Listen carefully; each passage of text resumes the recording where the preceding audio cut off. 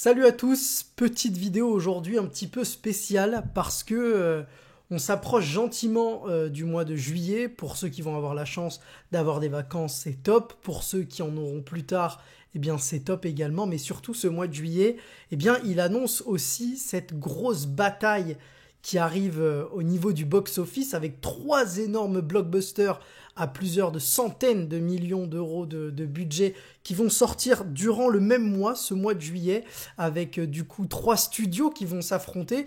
Et la question que moi je me posais, c'était finalement, est-ce que ce move de sortir ces trois gros films en même temps, enfin pas en même temps, pas le même jour, mais durant le même mois, durant la même période, ces films que sont Jurassic World Rebirth pour Universal, pour la Warner et DC Studios Superman, et du coup du côté de Marvel Studios Disney, eh bien les 4 Fantastiques. Ma question c'était de savoir, en analysant un petit peu les derniers résultats, en regardant un petit peu ce qui s'est fait dans l'histoire, en voyant un peu les forces et les faiblesses de chacune de ces super productions, est-ce que finalement, eh bien c'était pas se tirer une balle dans le pied pour l'un, l'autre, tous ensemble, ces films-là? N'hésitez pas vous à me dire en commentaire ce que vous pensez de ça. Est-ce que les trois peuvent marcher? Est-ce que les trois peuvent finalement se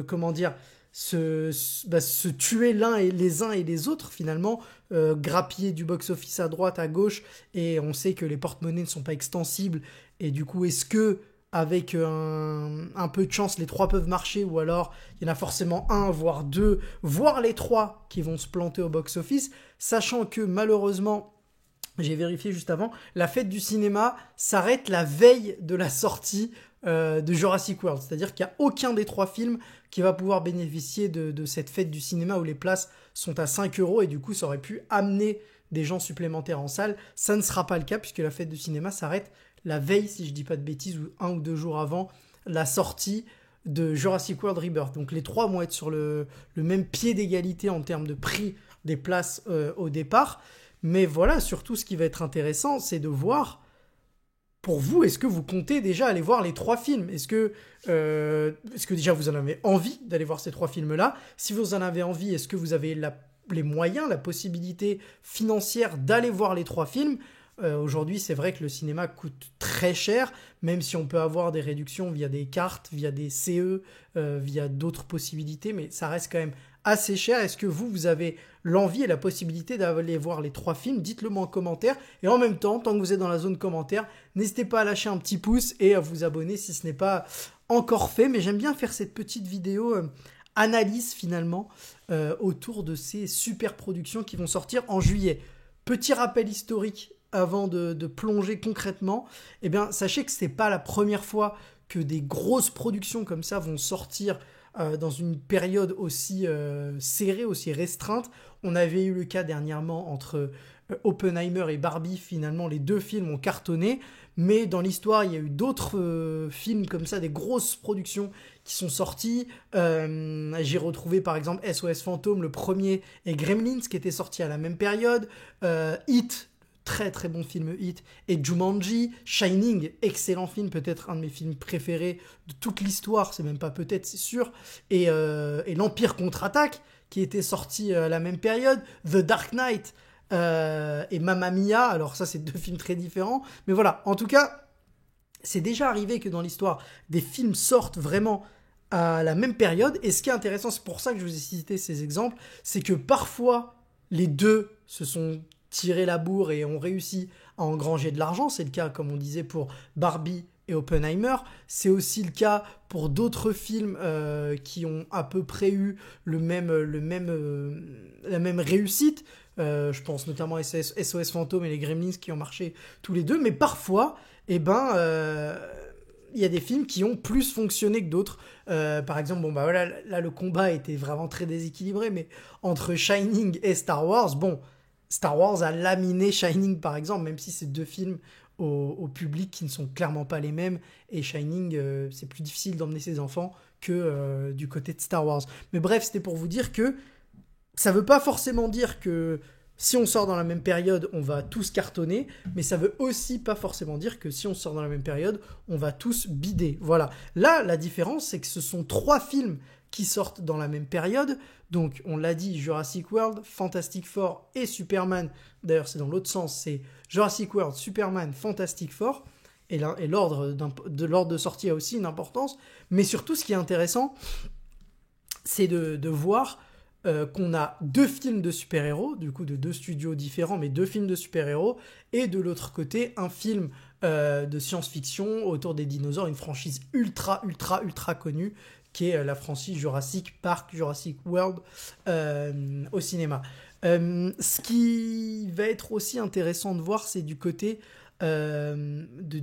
marketing, puisque les 3 se placent un petit peu dans la même catégorie marketing, sur le côté où on essaye de vouloir amener un maximum de gens, ramener même des nouveaux spectateurs, en s'appuyant sur le fait qu'on est sur le début de quelque chose. Si vous regardez par exemple Jurassic World, eh bien il s'appelle Jurassic World Rebirth, donc Renaissance en français. Donc on sent que là on essaye de dire aux gens, si vous n'avez pas vu les anciens avec Chris Pratt, ne vous inquiétez pas, c'est un nouveau départ, vous pouvez rejoindre la franchise dès maintenant avec ce Renaissance.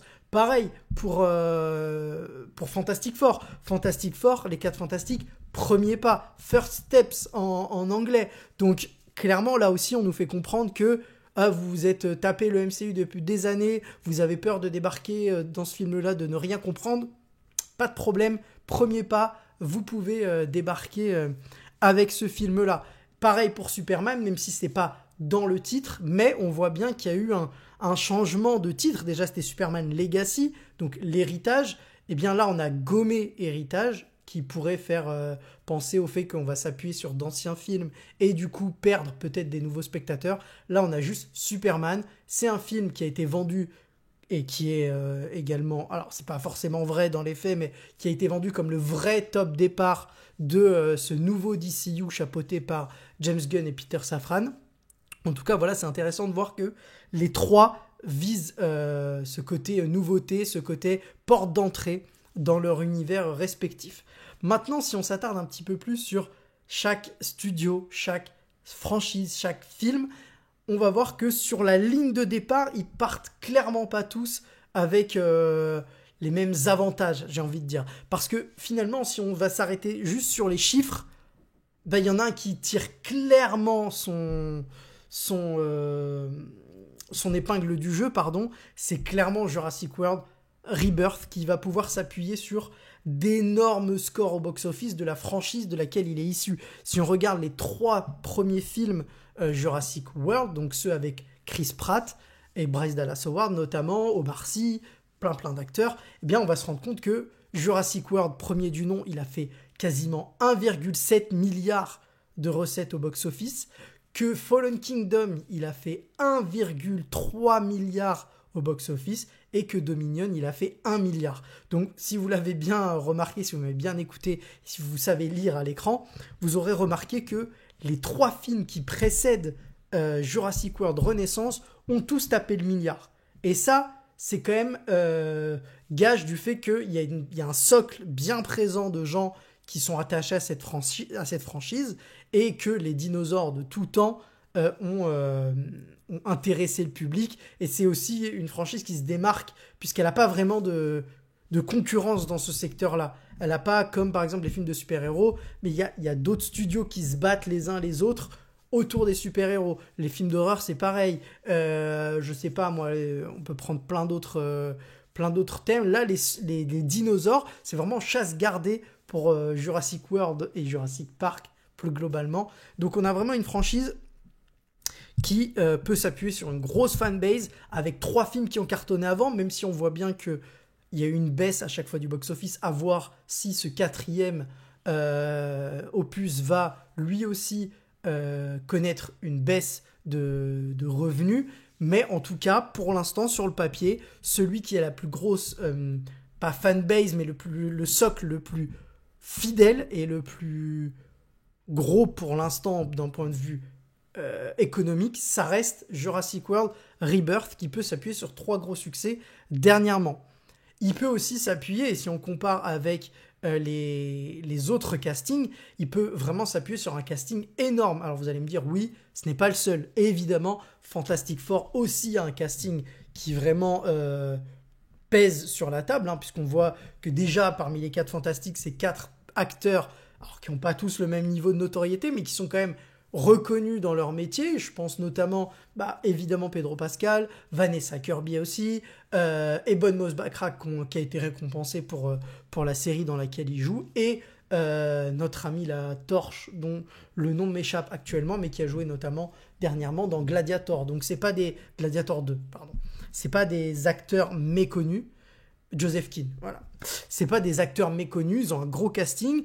Peut-être que c'est ce Superman, celui où il y a le casting le moins fort sur le papier, et c'est aussi peut-être quelque chose qui peut jouer à son désavantage, puisque ça reste un casting assez jeune, un casting où il n'y a pas de grosses stars annoncées, même si Nicolas Hoult est un acteur connu qui a fait ses preuves, mais c'est sûr que si on le met en face de quelqu'un comme, pour Jurassic World, comme Scarlett Johansson, le gap est assez immense entre les deux. Scarlett Johansson, énorme star hollywoodienne, qui va du coup porter ce film Jurassic World Renaissance, mais aussi un réalisateur. Du côté des réalisateurs, on a aussi une bataille, et là, c'est encore peut-être... Alors, il y a Gareth Edwards, évidemment, mais là, c'est peut-être un point positif pour Superman, qui va pouvoir s'appuyer sur le nom de James Gunn, qui a cartonné chez Marvel, et qui, chez DC, a fait plus ou moins des cartons. On va dire que son Suicide Squad a plutôt été une réussite critique, mais d'un point de vue du box-office, très compliqué, et même un raté, on va pas se mentir. Et par contre, son Peacemaker est une réussite d'après les annonces faites par HBO, Warner, etc. De l'autre côté, Gareth Edwards, qui a lui aussi le vent en poupe, il est considéré comme celui qui, après George Lucas, a fait peut-être le meilleur film Star Wars dans l'univers de Star Wars avec Rogue One. Il a également fait The Creator, que moi j'avais adoré. Donc voilà, là en termes de réalisateur, on voit que les points positifs sont plus côté DC et Jurassic World. Mais voilà, c'est des choses à prendre en compte. Le casting peut-être plus fort côté Jurassic, le réalisateur peut-être plus fort côté Superman,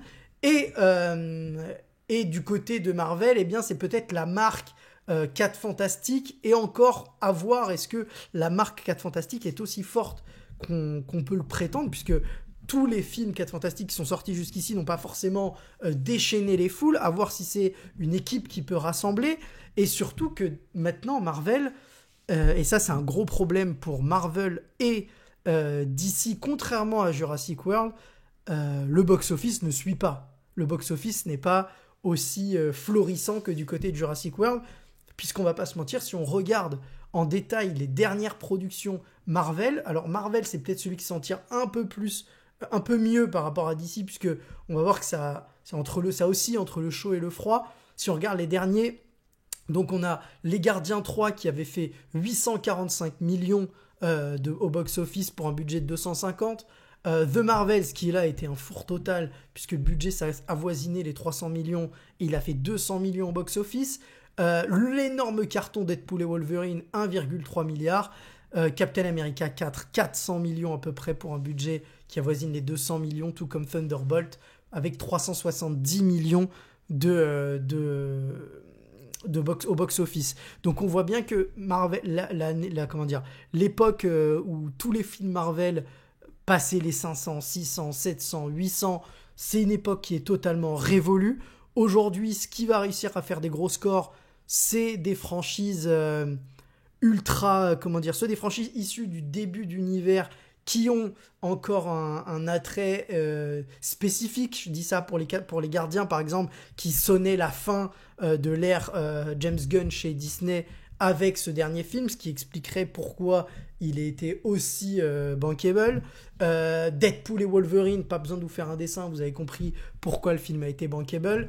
Et quand on regarde les autres, par exemple Captain America 4, Thunderbolts, The Marvels, c'est des films qui ont sous-performé très clairement, et qui sont peut-être plus proches de ce qu'est actuellement l'attrait des gens pour les films de super-héros. Puisque clairement, Avengers va cartonner, les films Spider-Man vont cartonner. Il y a quelques franchises comme ça qui vont cartonner dans tous les cas, parce qu'elles vont soit ramener énormément de personnages à l'écran, soit parce que c'est Spider-Man et que c'est une marque ultra, ultra, ultra populaire. Mais on voit bien que sorti de la nostalgie, sorti des teasings, eh bien c'est plus compliqué. C'est peut-être ce qui va... Alors, à voir comment ça va être joué dans les 4 Fantastiques. Est-ce que le teasing vers Doomsday sera assez important pour que les gens se disent « je peux pas rater ça, faut absolument que j'aille voir les 4 Fantastiques » ou alors est-ce qu'ils vont se dire bah, le teasing est pas suffisant ou dans les trailers on m'a pas forcément montré qu'il allait avoir un lien direct avec Doomsday et Secret Wars et du coup bah je vais pas me déplacer forcément parce que c'est pas non plus une équipe qui me plaît beaucoup. Pour Marvel, chaud et froid. Pour DC, clairement glacé.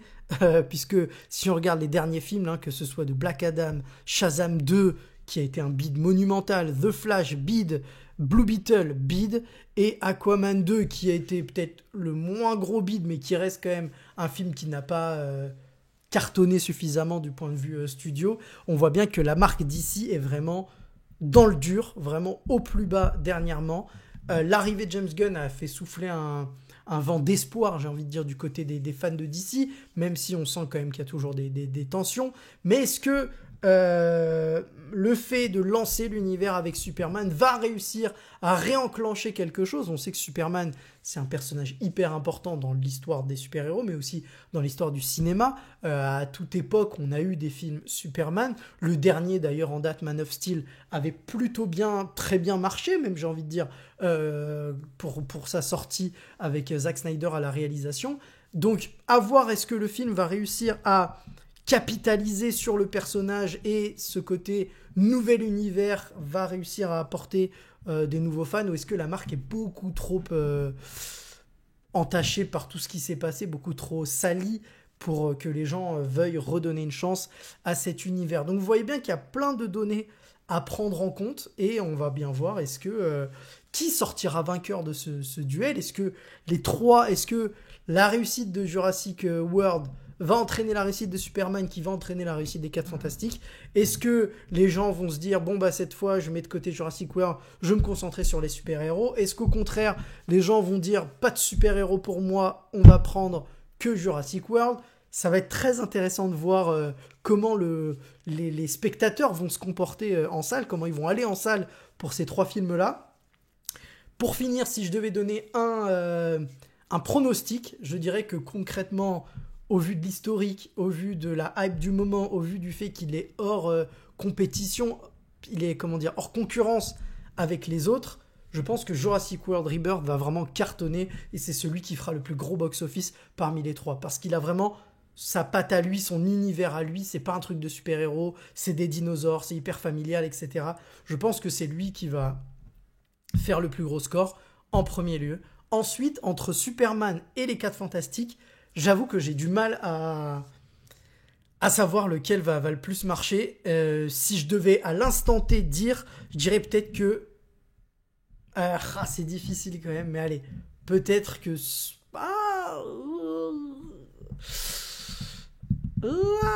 je sais pas, franchement je sais pas. J'ai envie de dire que les 4 Fantastiques feront un peu mieux que Superman, mais je me dis que Superman c'est le début, c'est James Gunn. Allez, je vais me mouiller, je vais dire Jurassic World Rebirth en 1, Superman en 2, les 4 Fantastiques en 3, mais je pense que d'un point de vue chiffre, Jurassic World sera largement au-dessus et que les autres vont se taper à peu près dans les mêmes résultats, mais qui seront bien loin de Jurassic World. C'est mon avis, c'est ce que je pense. Peut-être que je me trompe, dites-moi si vous êtes d'accord ou non. En tout cas, voilà, c'est la fin de la vidéo. J'avais envie de vous partager cette petite analyse finalement du box-office et du futur box-office même de ces 3 films-là, de cette guerre au box-office qui arrive. Voilà, à très vite. Merci à tous. Ciao.